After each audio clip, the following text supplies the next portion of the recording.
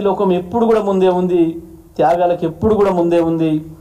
ప్రపంచ నడవడే ప్రపంచ గమనమే విద్యార్థుల త్యాగాలతో జరిగిందనే సోయలేని వాళ్ళు, పైరవికారులు, దందాగాన్లు మీరు వాళ్ళ పేమెంట్లతోని పదవుల్లోకి వచ్చారు. మీరు ఎవ్వడు కూడా ప్రజా ఉద్యమాలతో సంబంధం ఉన్నవాడు కాదు. మీరు ఎవడు కూడా ప్రజానాయకుడు కాడు. పుట్టుకతోని నాయకత్వ లక్షణాలు ఎవడు కూడా కాడు.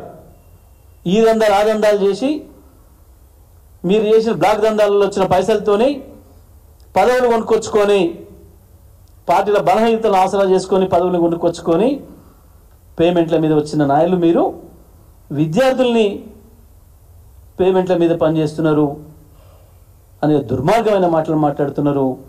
ఇది కేవలం మీకు కాంగ్రెస్ పార్టీ ముఖ్యమంత్రి నుంచి మంత్రుల వరకు మీకు వర్తిస్తే తప్ప పేమెంట్ మీద పనిచేసేది, పేమెంట్ల మీద పదవులు తెచ్చుకునేది అది విద్యార్థులకు వర్తించదు. విద్యార్థులు ఎటువంటి పోరాటాలకైనా వెనుకాడరు. వాళ్ళు నమ్మిన దాని కొరకు, నమ్మిన సిద్ధాంతం కొరకు, సమాజ శ్రేయస్సు కొరకు, సమాజ మార్పు కొరకు ప్రాణత్యాగాలే అలవాటు తప్ప విద్యార్థులకు పేమెంట్ తీసుకునే అలవాటు లేదు. కేవలం పేమెంట్కు అలవాటు పడ్డ వాళ్ళు మాత్రమే ఇటువంటి మాట్లాడతారు తప్ప ఇంకోడెవడు మాట్లాడలేడు. ఇంత అవమానకరంగా విద్యార్థుల గురించి మాట్లాడడం అనేది అసలు ఏం జరుగుతుంది? వాళ్ళు అక్కడ దేని కొరకు మాట్లాడుతున్నారు? పేమెంట్ మీదనే కనుక నువ్వు అన్నది నిజమైతే మరి మీ కార్తీ చిదంబరం ఆయన కూడా పెట్టిండు, నేను హెచ్సి విద్యార్థులకు మద్దతుగా ఉన్నా, అక్కడ దాన్ని ఆపండి, ఆ దాష్టికాన్ని ఆపండి, ఆ వన్యప్రాణుల్ని సంహరించడం ఆపండి అని చెప్పి పెట్టిండు. కార్తీ చిదంబరం కూడా పేమెంట్ మీదనే మాట్లాడిందా? కార్తీ చిదంబరం పేమెంట్ మీద మాట్లాడిందా? అడగండి మరి ఒకసారి. ఎంత పేమెంట్ ఇచ్చిండ్రు, ఎవరు ఇచ్చిండ్రు, ఆయనకు ఎందుకు మాట్లాడిండో ఒకసారి మాట్లాడండి. మీ పార్టీని, మీ పార్టీ ఎంపీ ఇప్పుడు ఆయన అనేక మంది, ప్రకాష్ రాజ్ మాట్లాడిండు, ధ్రువరాటి మాట్లాడిండు, అనేక మంది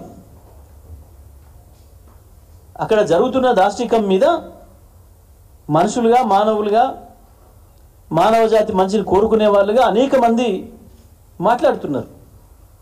వీళ్ళంతా పేమెంట్ల మీద మాట్లాడినరా? పేమెంట్తోనే తప్ప మీ బతుకులకి ఇంకో రకంగా పని చేయించుకునే శక్తి లేని వాళ్ళు కాబట్టి మీకు ఇట్లాంటి చిల్లర మాటలు వస్తాయి. పేమెంట్ల మీద మాట్లాడినరా? ఇదే రేవంత్ రెడ్డి ఇదే భూముల మీద కేసులు వేసినాడు. మా నాయకుడు చంద్రబాబు నాయుడు ఒక మంచి పని చేద్దామని భూములు ఇస్తే వీళ్ళంతా కుట్రతో కేసులు ఇస్తున్నాడు మాట్లాడండి. ఆయన స్టేట్మెంటే ఇది, అధికార ప్రతినిధిగా 2012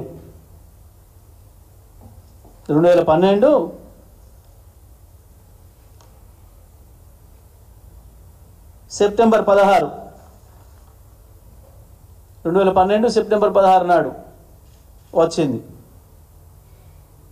ఇదే రేవంత్ రెడ్డి భూములు ప్రభుత్వానికి కావు, ప్రైవేట్ వాళ్ళకి ఇచ్చిండు, మా చంద్రబాబు నాయుడు చాలా గొప్ప గొప్ప పనులు చేద్దామని ఇస్తే ఈ దుర్మార్గంగా వీళ్ళు అడ్డుకుంటున్నారు. కాంగ్రెస్ అడ్డుకుంది, ఇప్పుడు కేసీఆర్ అడ్డుకుంటున్నాడు, బీఆర్ఎస్ పార్టీ అడ్డుకుంటుంది, టీఆర్ఎస్ పార్టీ అడ్డుకుంటుంది.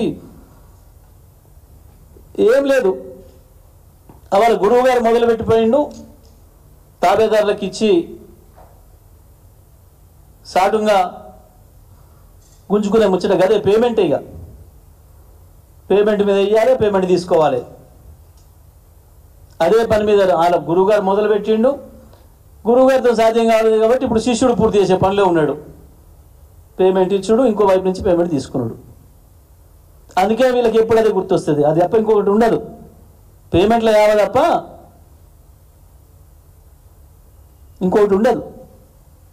ప్రజల యావ ఉండదు, పర్యావరణ యావ ఉండదు.